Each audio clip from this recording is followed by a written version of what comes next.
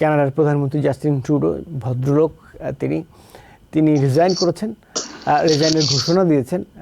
তো এইটা অনেকে বলছেন যে এইটার সাথে ডোনাল্ড ট্রাম্পের বিজয়ের হাত রয়েছে। সে তো 10 বছরের মতো আছে ক্ষমতায়। তো এই যখন নিজের পার্টি যখন আপনাকে আন্ডারমাইন করে, আপনি যখন একটা সিদ্ধান্ত নিবেন, সেই সিদ্ধান্তের এগেনস্টে পক্ষে বিপক্ষে, এবং তাদের এই ডেমোক্রেটিক লিবারেল পার্টি থেকেও তাকে বলা হচ্ছে যে রিজাইন করো। একটা পার্টি যখন পরপর 2 টার্ম পর্যন্ত ক্ষমতায় থাকে, এক টার্ম থাকলে আনপপুলার হতে থাকে, 2 টার্ম থাকলে পপুলারিটি কমে যেতে থাকে, তখন তাদের নেতৃত্বের বদল হওয়ার দরকার হয়। ট্রাম্পের ওই ধরনের অভদ্রতার কারণে তার পপুলারিটি বিন্দু মাত্র ক্ষুণ্ণ হয়েছে তা না, তার ইন্টারনাল পলিটিক্স যেটা আমি বললাম সেই পলিটিক্যাল কারণে হয়েছে। এটা এই হচ্ছে আমার অ্যাসেসমেন্ট। কানাডার প্রধানমন্ত্রী জাস্টিন ট্রুডো ভদ্রলোক, তিনি তিনি রিজাইন করেছেন, রিজাইনের ঘোষণা দিয়েছেন। তো এইটা অনেকে বলছেন যে এইটার সাথে ডোনাল্ড ট্রাম্পের বিজয়ের হাত রয়েছে। তো এইটা আসলে কি তাই কিনা, যদি হয়ে থাকে তো কেন? জি, ট্রুডোকে ফিরে পাবো এখনই। আমি শুধু ওই ইমিগ্রেশনের ব্যাপারে আপনি যেটা বলতেছিলেন যে ট্রাম্প যে প্রমিস করছে ডিউরিং দি ক্যাম্পেইন, এবং এখনো বলতেছে, মোটামুটি তার ফার্স্ট 90 days এর ওয়ার্ক কি হবে, how to throw the immigrant out of this country. মানে 22 মিলিয়ন যদি 10 মিলিয়নও সে টার্গেট করে, ইজ গোনা ডু দ্যাট। তবে আমি আপনাকে একটা জিনিস নিশ্চিতভাবে বলতে পারি, এই বর্ডার লোকগুলি যদি ইউরোপ থেকে আসতো, এটা তাদের কোনো প্ল্যানেই আসতো না। তারা বলতো যে বর্ডার আরো বড় করে খোলো, যত রকম ওয়াইড করা যায়, let it be wide, so that all European can come in this country, and that is what he said in his first term. তো সেদিক থেকে আমরা নিশ্চিত যে এটা শুধুমাত্র মাইনরিটি এবং the poor minority, the African American minorities, the বাংলাদেশিস, brown colour, south Asian, whatever it is, this is what his target. So আমার মনে হয় সেটা সে কার্যকরী কতটুকু করবে আমি জানি না, কিন্তু সে প্রচেষ্টা করবে। আপনি মনে করেন এই দেশে 32 million Americans are under Obamacare. Of these 32 million people, 18 million are white rural people. Still Trump tried to, and supported by those rural 18 million people, to unturn the Obamacare for 98 times. Why? Because the white thinks, I don't need anything as long as the black, the Latino, the minority does not get it. That is so if you are thinking about for you to sacrifice yourself to bring somebody else down, it is a very challenging game we are facing.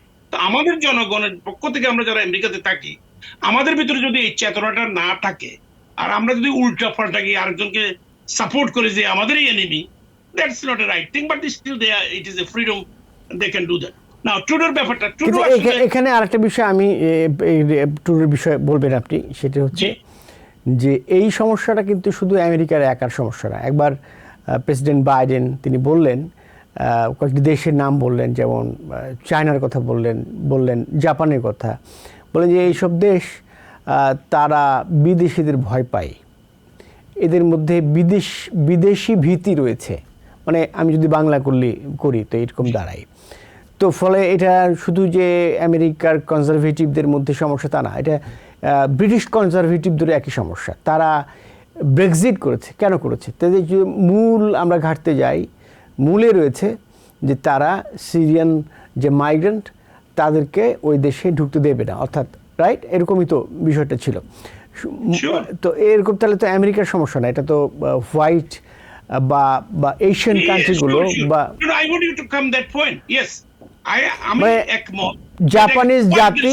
Japanese জাতি, Chinese nation, তারা আর একটা জাতিকে আশ্রয় দেয় না, যেটা বাইডেনের অভিযোগ আর কি।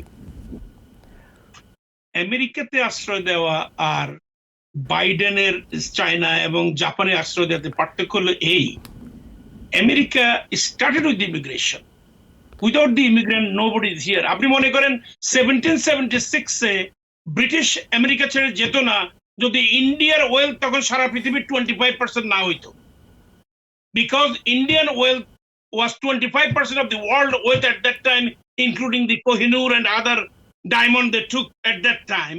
That is why they left United States, and the United States became independent in 1776 because they don't have care for America anymore. তো তারা ব্রিটিশ গিয়া ইন্ডো পাক সাবকন্টিনেন্ট রুল করলো 194 বছর, তারপরে তো আমরা 47 হইলো ইত্যাদি ইত্যাদি। আমি যেটা বলতে চাচ্ছি, হোয়াইটদের কাজই হচ্ছে এটা সাউথ আফ্রিকাতে গিয়ে কি করছে সেটা আপনারা দেখছেন, এটা আমাদের এই জন্যই আমরা দেখছি সাউথ আফ্রিকার নেলসন ম্যান্ডেলার ঘটনা, তারপর Nelson Mandela took over and got rid of them. So the idea remains same. Whole world, মানে ইউরোপিয়ান কান্ট্রিজ গুলিতে অনেকগুলিতে মুসলমান ঢুকতে দেয় না, ওই একই কারণ যে মুসলমান আসলে যে একটা পরিবর্তন হয় কালচারালি। আমি যদি এইভাবে বলি যে এক জাতি আরেক জাতিকে পছন্দ করে না, করছে না, রাইট? এরকমই তো, মানে জাপানিজদের এক ধরনের চেহারা রং, রাইট? তারা অন্যদের পছন্দ করছে না, অন্য জাতিকে পছন্দ করছে না, অন্য রঙের অন্য চেহারার। চাইনিজের ক্ষেত্রেও তাই।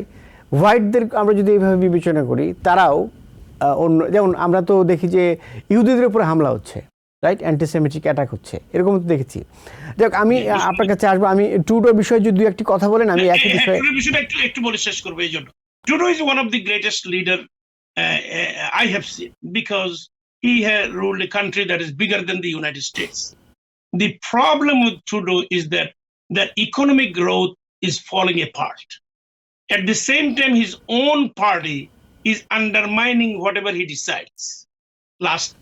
At least last 4 years. মানে সে তো 10 বছরের মতো আছে ক্ষমতায়। তো এই যখন নিজের পার্টি যখন আপনাকে আন্ডারমাইন করে, আপনি যখন একটা সিদ্ধান্ত নিবেন, সেই সিদ্ধান্তের এগেনস্টে, পক্ষে বিপক্ষে, এবং তাদের এই ডেমোক্রেটিক লিবারেল পার্টি থেকেও তাকে বলা হচ্ছে যে রিজাইন করো। নাও you know, few weeks ago he visited Trump. So what he wanted to do at that time to create a relation, I think I mentioned this last time too. Canada's 90% population lives within the United States border. From New York to Michigan, anywhere you go, there are 90% people lives within the border of the United States. The reason being because America has economy activity and Canada has the benefited from that. Okay. So I think what Trump wanted to do, yeah. আপনার কাছে এই বিষয়ে আসবো। আমি একই বিষয়ে সৈয়দ মাহমুদুল্লাহর কাছে যাব। কানাডার প্রধানমন্ত্রী জাস্টিন ট্রুডো যে ঘোষণা, সেই বিষয়ে আপনার প্রতিক্রিয়া, এবং যেটি আলোচনায় রয়েছে যে একবার তো হেনস্থা একভাবে করা হয়েছে জাস্টিন ট্রুডোকে, 51st স্টেট হতে পারে, এটি কৌতুক ছলে বলেছে। কিন্তু এই কৌতুক ছলে বলাটা শুধু কৌতুক থাকেনি, শেষ পর্যন্ত একটা গুরুতর রাজনৈতিক বিতর্কে পরিণত হয়েছে কানাডায় অন্তত। এটার কারণে যে 10 বছর, প্রায় 9 বছর তো প্রধানমন্ত্রী, আর 1 বছর মাত্র মেয়াদ, 1 বছরেরও কম মেয়াদ আছে, এমনি তাদের হাউস অফ কমন্সের নির্বাচন হবে। যাই হোক, তিনি দিয়েছেন, তিনি একজন লিবারাল ও প্রগ্রেসিভ পলিটিশিয়ান ছিলেন 10কে। তো ফলে এখন হয়টা কি, ওখানে সবসময় কোনো পার্টি 10-20 বছর, তো ওখানে 10 বছরের বেশি ক্ষমতা থাকার ঐতিহ্য সেখানে খুব কম। তার বাবাও 10 বছর মতোই ছিলেন সম্ভবত, যাই হোক 2 টার্ম। তো এখন পিয়ের এলিয়ট ট্রুডো, আচ্ছা, তো এখন ঘটনা হচ্ছে, একটা পার্টি যখন পরপর 2 টার্ম পর্যন্ত ক্ষমতায় থাকে, 1 টার্ম থাকলে আনপপুলার হতে থাকে, 2 টার্ম থাকলে পপুলারিটি কমে যেতে থাকে, তখন তাদের নেতৃত্বের বদল হওয়ার দরকার হয়। সেই কারণে যেহেতু এখনকার গত 1-2 বছরের জনমত জরিপে দেখা যাচ্ছে যে তাদের বিরোধী দল, কনজারভেটিভ দল, সেই দেশটার কনটেক্সটে যে কনজারভেটিভ দল, সেইটার মানে পপুলারিটি বেড়ে গেছে, লিবারাল পার্টির পপুলারিটি কমে গেছে। তো সেই জন্য নতুন একজন নেতার নেতৃত্বে তারা এমনিতেই চাচ্ছিল, মানে খুব বেশি হলে তিনি এই টার্মের শেষ পর্যন্ত থাকতে পারতেন, কিন্তু তা না করে বিভিন্ন কারণে। আর তিনি যে মানে ট্রাম্পের সাথে দেখা করতে এসেছিলেন, সেটা হচ্ছে ট্রাম্প, মেক্সিকো এবং মানে কানাডা দুইজনকেই থ্রেট দিয়েছিলেন অতিরিক্ত কর আরোপ করবেন ইত্যাদি ইত্যাদি, মানে ট্রেডের ব্যাপারে। সেই জন্য তাকে কিছুটা তার সাথে আন্ডারস্ট্যান্ডিং সমঝোতা, যেটা কেবল কানাডার সাথে, তার বাকি অবশিষ্ট 1 বছরের জন্য না, ভবিষ্যতের জন্য মোটামুটি একটা মানে সুসহ ব্যবস্থা, যেন ব্যালেন্স ব্যবস্থা থাকে, সে কারণে তার সাথে কথা বলতে এসেছেন, তাকে তো সমত করতে আসেননি। এবং ট্রাম্পের ওই ধরনের অভদ্রকতার কারণে তার পপুলারিটি বিন্দু মাত্র ক্ষুণ্ণ হয়েছে তা না, তার ইন্টারনাল পলিটিক্স যেটা আমি বললাম সেই পলিটিক্যাল কারণে হয়েছে। এটা এই হচ্ছে আমার মানে অ্যাসেসমেন্ট। আর হচ্ছে যে পৃথিবীর বিভিন্ন দেশের কথা বললেন, জাপান, চায়না, এগুলো হচ্ছে হোমোজেনিয়াস পপুলেশনের দেশ।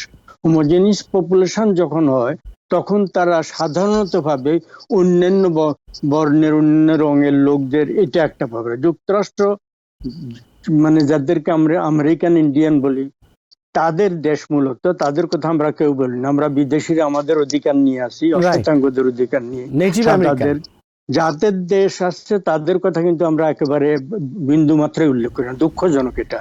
যাই হোক, তো এই দেশে মানে এই যে এই বহিরাগত ইমিগ্রেন্টদের দেশ এটা, তো বহিরাগত শ্বেতাঙ্গরা আগে এসছে দখলদার হিসাবে, পরবর্তীতে অন্যান্য শ্বেতাঙ্গরা ইমিগ্রেন্ট হিসেবে আসছে, এখনো আসছে, এবং অশ্বেতাঙ্গরা এসছে। তো ফলে এটা ইমিগ্রেন্টদের দেশ। এই ইমিগ্রেন্টদের দেশকে এক ধরনের, এখানকার ইমিগ্রেন্টদের অধিকার, বিভিন্ন বর্ণের লোকের অধিকার এক ধরনের। এখন তারা বলে না এই কথা আর কি, যে দখল তো আমরাই এসে করেছিলাম শ্বেতাঙ্গরা, ফলে আমরা এটা চিরস্থায়ী বন্দোবস্তের মতো শাসন করব, সেটা তার বলা যায় না। তো এখন তারা বর্ণবাদের মাধ্যমে দেশটা তাদের কবজায় রাখতে চায়। সেটা যতই তারা চেষ্টা করুক, দুদিন আগে হোক পরে হোক, এটা তাদের কবজার বাইরে যাবে। এই নিয়ে আর আমরা বেশি মানে উচ্চকিত হওয়ার বা দুঃখবোধ করার বা বিচলিত হওয়ার কোনো কারণ নেই। নিউ ইয়র্ক থেকে সম্প্রচারিত TVN 24 টেলিভিশন, বিশ্বজুড়ে বাঙালির কণ্ঠস্বর।